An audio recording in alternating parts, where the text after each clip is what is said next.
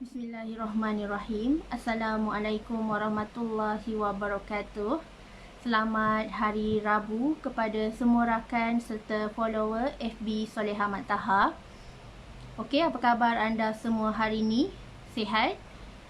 Okey, didoakan agar semuanya dalam keadaan sihat walafiat, sentiasa diberikan kemudahan dalam setiap urusan yang kalian lakukan kerana Allah Ta'ala.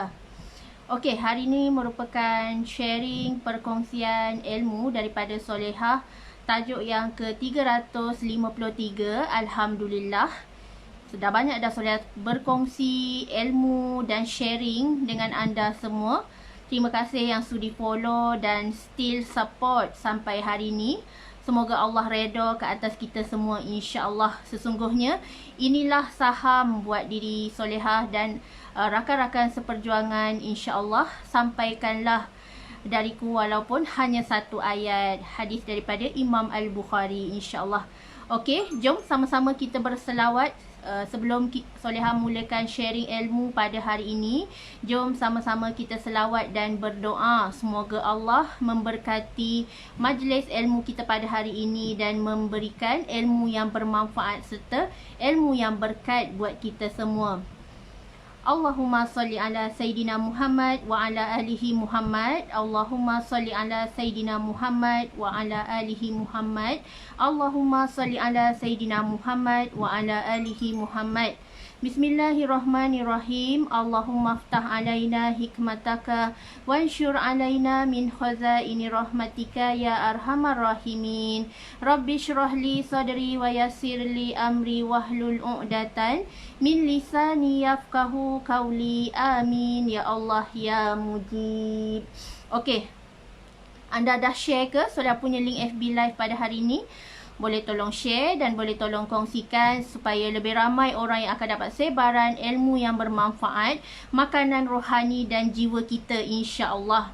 Okey, tajuk hari ini adalah fokus penyelesaian. Kalau kita ada masalah, kita kena fokus untuk cari solusi dan selesaikan dengan kadar yang segera. Jangan kita bertangguh, jangan kita terus beri alasan, tetapi be a best problem solver. Jadilah penyelesaian masalah yang terbaik. Contohlah kalau kita ada masalah dengan keramat hidup, so kita settlekan dengan cara yang baik. Minta doa dengan Allah, ya Allah, lembutkanlah hati keramat hidupku, lembutkanlah hati ibu bapaku, lembutkanlah hati suami atau isteriku, ya Allah. Semoga mereka serta kami semua dapat berkasih sayang kerana-Mu, ya Allah. Kita kalau ada masalah, jangan lupa untuk memohon dan meminta pertolongan daripada Allah Subhanahu Wa Taala. Sebabnya Allah lah yang akan memberi kita hidayah dan Allah lah yang membuka lorong kepada kita dalam kita nak selesaikan sesuatu masalah dengan pertolongan Allah. Seperti dalam surah Al-Baqarah, fasta'inu bisabri wassalah. Mintalah pertolongan kepada Allah dengan cara solat dan sabar. 2S ni jangan kita tinggalkan, jangan kita lupa. Jaga solat kita, jaga sabar kita, attitude kita, akhlak kita, adab kita, itulah melambangkan peribadi diri kita. Bila kita ada masalah, jangan marah-marah, jangan terlampau emosi, jangan jadi hot temper, tetapi bertenang dan istighfar banyak-banyak. InsyaAllah orang yang tenang ni akan selalu menang. Sebab Allah suka orang yang sentiasa bertenang. Bertenang dalam nak handle masalah. Bertenang dalam nak handle rejection. Bertenang dalam nak handle apa saja ujian dan musibah. Kalau kita tenang, kita sabar, kita reda, insya-Allah itulah kunci sebuah syurga. Di mana kalau kita nak syurga Allah, insya-Allah kita kena reda, kita kena belajar bersabar banyak-banyak. Sesungguhnya sabar itu tiada batasnya. Sebab manusia ni, walau bagaimanapun kita kena letakkan kesabaran kita di level yang teratas supaya kita dapat selesaikan masalah kita dengan sangat mudah. Bukannya bila kita marah-marah tu, kita ingatkan masalah kita akan settle. Tetapi tak, masalah kita hanya akan settle bila kita, jiwa kita tenang, kita minta doa, duduk elok-elok, berdoa kepada Allah Subhanahu Wa Taala, kita tunaikan solat, minta doa dengan Allah bersungguh-sungguh, penuh pengharapan, penuh fokus. InsyaAllah Allah akan bantu kita selesaikan masalah kita dengan sangat lancar.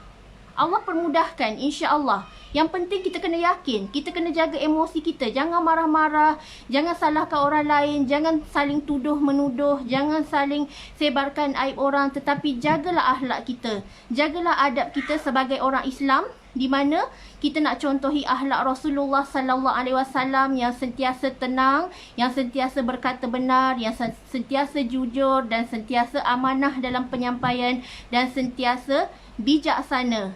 Rasulullah berdakwah secara bijaksana. Rasulullah berdakwah secara berhikmah. Inilah yang kita nak ambil ibrah dan hikmah daripada dakwah perjuangan Rasulullah sallallahu alaihi wasallam. Fokus penyelesaian. Jangan kita anggap masalah tu tak boleh nak selesai. Selagi kita tak ambil tindakan, selagi kita tak duduk diam-diam, berbincang, bermusyawarah, duduk dalam dengar pendapat masing-masing, duduk dalam satu diskusi yang tenang, aman, tak ada tuduh-menuduh, tak ada keluarkan kata-kata kesat, insya-Allah penyelesaian tu akan dapat dicapai dengan suasana yang sangat harmoni, sakinah, ketenangan. Ketenanganlah yang kita nak. Dan Islam sendiri ajar kita supaya kita sendiri berkasih sayang sesama manusia. Bukannya hidup dekat dunia ni untuk bertelagah, untuk bergaduh, kita nak kita je menang, tak. Tetapi ada masanya kita kena dengar. Jadi good listener. Jadi pendengar yang baik. Jadi seorang yang positif. Yang sentiasa merendah diri. Bukannya yang sombong. Bukannya yang ego. Yang selalu meletakkan diri kita, kita anggap kita pandai. Tak. Kita semua manusia tak mampu. Kita semua manusia lemah. Yang hanya bijaksana, yang maha mengetahui. Yang maha mengetahui serta Allah tu maha adil, insya-Allah. Hanya Allah yang maha berkuasa menentukan sesuatu perkara. Dan hanya Allah yang berhak menilai. Sama ada apa yang kita buat, niat hati kita ni, hanya Allah yang tahu. Dan hanya Allah yang berhak judge. So tugas kita manusia bukan kita nak menilai-nilai manusia, tak. Tugas kita adalah kita jaga agama Allah. Kita beramal dengan ilmu pengetahuan yang kita ada. Dan kita hadam dan kita istiqomah. InsyaAllah bila kita istiqomah, kita akan mendapat kemanisan dalam beribadah, insya-Allah. Okey, seterusnya, bila kita ada masalah, musibah, contohlah saat ini, kita sekarang ni dalam situasi COVID-19 kan. Banyak orang struggle dan kebergantungan dia kepada Allah pemberi rezeki tu lemah. Dia tak sedar dan dia tak yakin bahawa Allah tu telah menjamin rezeki hambanya. Sebab tu bila kita, waktu sekarang ni, kita dilanda dengan kehilangan kerja, kehilangan sumber pendapatan, ekonomi pun makin merudum. Tetapi adakah kita cari solusi, penyelesaian? Sebab tu bila kita ada masalah, fokus pada penyelesaian.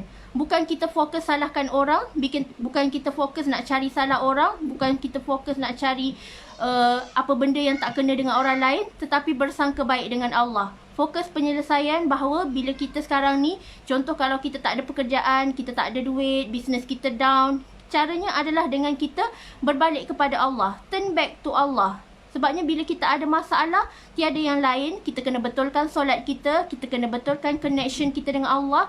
Jaga hubungan kita dengan Allah. Hablum minallah wa hablum minan nas. Jaga hubungan kita dengan pemberi rezeki. Jaga hubungan kita sesama manusia.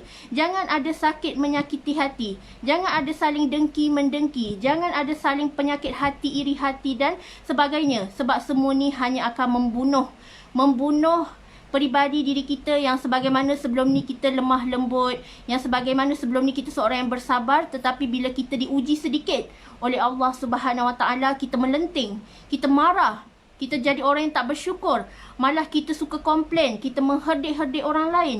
Na'udzubillah min zalik.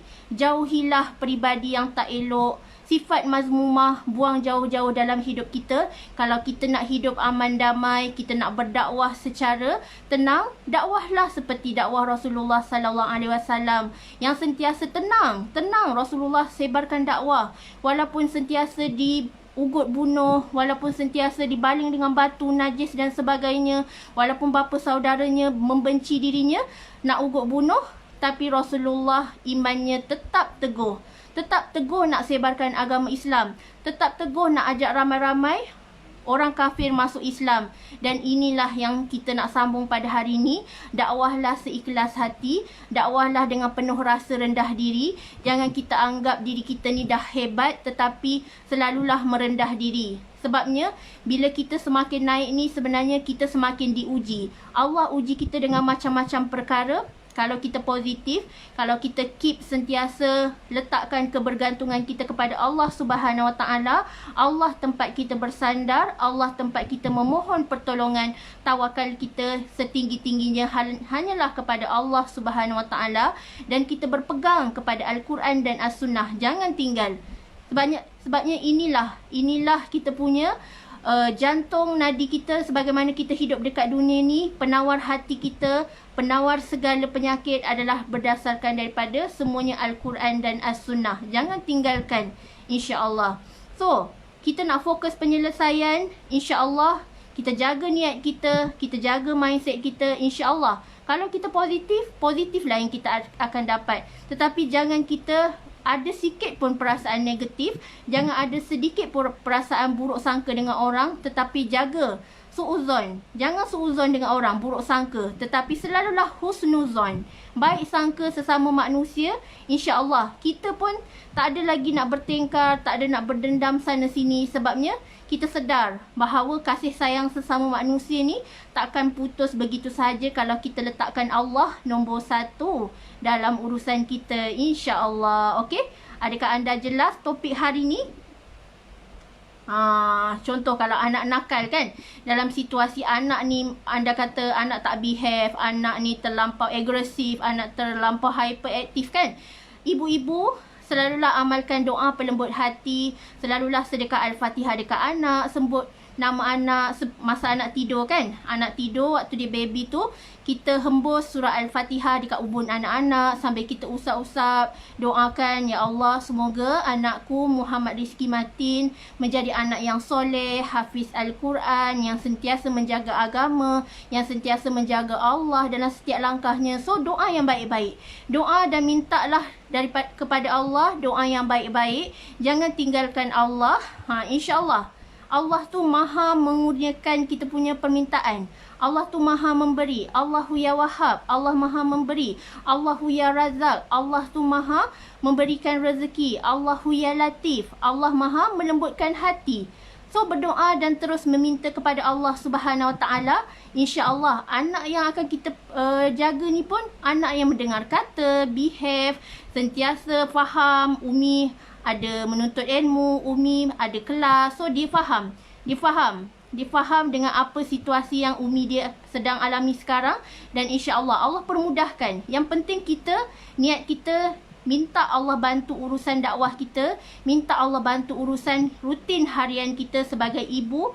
Anda sangat kuat, anda sangat hebat nak urus family, nak berdakwah, nak berbisnes dengan menjadikan Allah business partner. Anda sangat-sangat kuat. InsyaAllah sama-sama kita kuat demi agama Islam, insyaAllah. Okey, semoga bermanfaat perkongsian Solehah hari ini. Solehah doakan anda semua kaya jiwa, kaya hati dan sentiasa memperoleh akhlak yang sangat baik, insya-Allah. Letakkanlah adab lebih tinggi daripada ilmu, insya-Allah kita akan beroleh barakah dunia dan akhirat. Wabillahi taufiq wa hidayah. Wassalamualaikum warahmatullahi wabarakatuh.